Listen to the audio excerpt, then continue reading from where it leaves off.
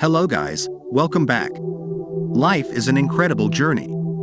Every day, we navigate through its ups and downs, seeking meaning and purpose. But what if I told you that after watching this, you will never look at life the same again? This video is an invitation to embark on a transformative adventure. A journey that will challenge your perceptions, ignite your passions, and revolutionize the way you view life. After watching this, you will never look at life the same again. You'll realize that every obstacle is an opportunity for growth, every setback a lesson in resilience. You'll see that life's challenges are stepping stones to your greatest achievements. So, before starting the video, don't forget to subscribe to our YouTube channel and hit the bell icon. So, let's get started the video. Anyone who has ever taken an economics class has heard the phrase, "There is no such things as a free lunch." It means that everything has a cost, even if that cost is not always immediately apparent. To achieve anything, you must give up something else. In today's happiness-obsessed culture, most pursue just the opposite. Happiness with no costs, all benefits.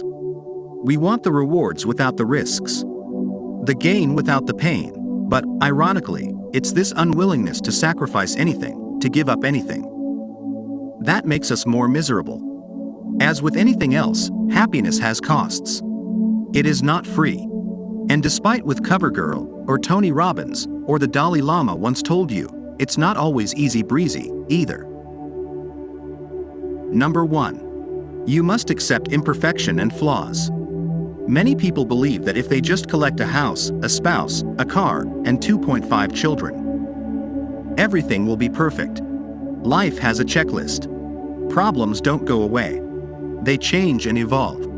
And the quicker we accept that the point of life is progress and not perfection, the sooner we can all order a pizza and go home. Perfection is in idolization.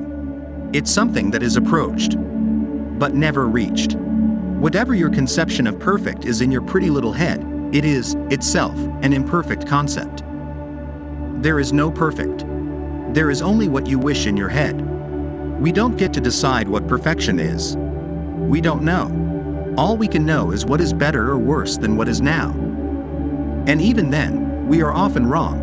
When we let go of our concept of what is perfect and what should be, we relieve ourselves of the stress and frustration of living up to some arbitrary standard, and usually this standard isn't even ours. It is a standard we adopted from other people. Accepting imperfection is hard, because it forces us to accept that we have to live with things we don't like. Number 2. You must take responsibility for your problems. Blaming the world for our problems is the easy way out. It's tempting and it can even be satisfying. We are the victims and we get to be all emo and indignant at all the terrible injustices that have been inflicted upon us. We wallow in our imagined victimhood, so as to make ourselves feel unique and special in ways in which we never get to feel unique and special anywhere else. But our problems are not unique. And, in ourselves, we are not all that special.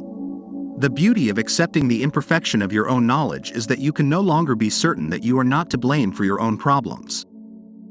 Are you really late because of traffic? Or could you have left earlier? Is it really the incompetence of your manager that lost you your promotion? Or was there something more you could have done? The truth is usually somewhere around both, although it varies from situation to situation. The point is that you can only fix your own imperfections, and not the imperfection of others. So you may as well get to work on them. Blaming others for the problems of your life may give you a smidgen of short-term relief. But ultimately it implies something entirely insidious, that you are incapable of controlling your own fate, and that's the most depressing assumption of all to live with.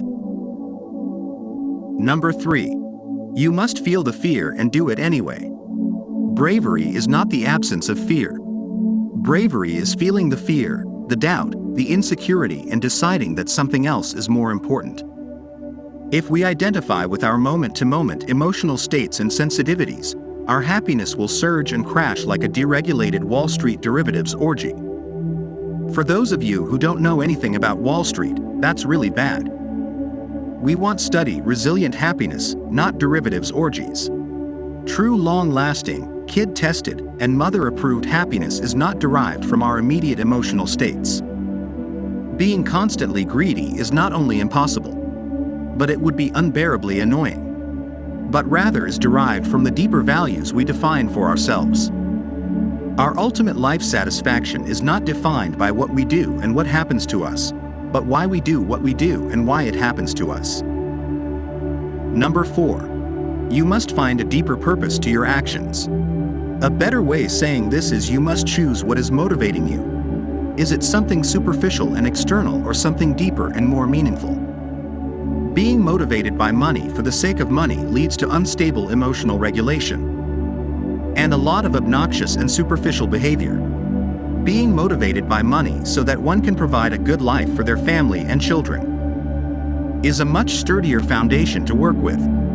That deeper purpose will motivate one through the stress and fear and inevitable complications that a more superficial motivation would not. Being motivated by the approval of others leads to needy and unattractive behavior. Being motivated by the approval of others because you are an artist and you want to construct an art that moves and inspires people in new and powerful ways is far more sustainable and noble. You will be able to work through disapproval, embarrassments, and the occasional disaster. How does one find their deeper purpose? Well, it's not easy. But then again, robust and resilient lifelong happiness isn't easy either. But here is a hint. It has something to do with growth and contribution. Growth means finding a way to make yourself a better person.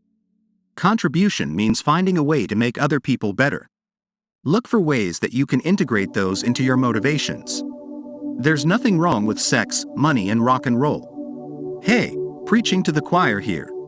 But the sex need to be motivated by something deeper than sex. The money needs to be motivated by a value more sustainable than simply money. And the rock and roll needs to just rock. Find a way to slide growth and/or contribution under them and bam. You get the best of both worlds. Number 5.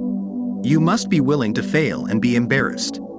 The beautiful thing about the humanity is the diversity of life values. When you live out your values and let them motivate your actions and behaviors, you will inevitably clash with those whose values contradict your own. These people will not like you. They will leave nasty anonymous comments on the internet and make inappropriate remarks about your mother. Anything you do that's important will inevitably be accompanied by those who wish for you to fail, not because they are bad people, but because their values different from yours. Haters gonna hate. In any venture, failure is required to make progress, and progress, by definition, is what drives happiness. The progress of ourselves, the progress of others, the progress of our values and what we care about. Without failure, there is no progress, and without progress, there is not happiness.